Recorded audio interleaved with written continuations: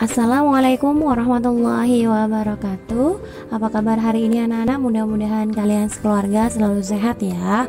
Hari ini kita masuk tema 5, subtema 2, muatan pelajaran IPA dengan materi cahaya.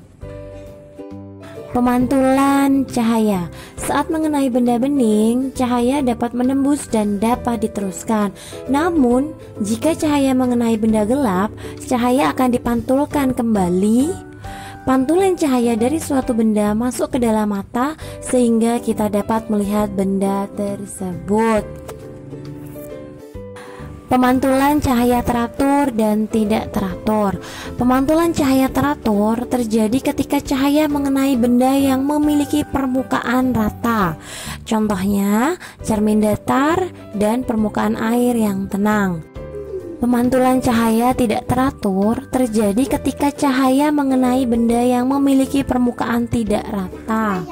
Contohnya, permukaan jalan yang berbatu. Selanjutnya tentang alat optik. Alat optik merupakan alat-alat yang memanfaatkan sifat cahaya. Contoh alat optik yang pertama adalah lup.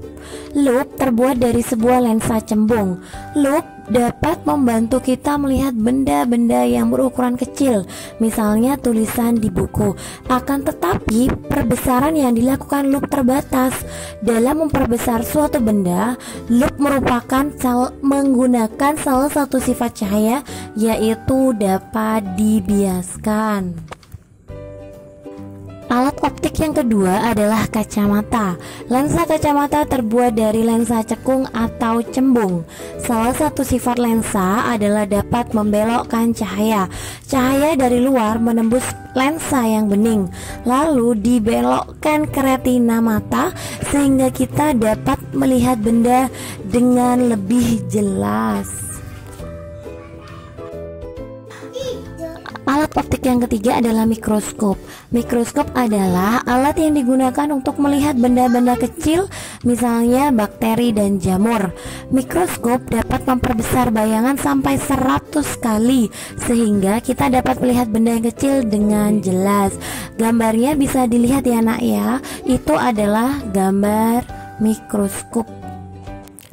Nah, tugasnya adalah buku tema 4E halaman 35 bagian A saja. Semangat belajar ya anak-anak.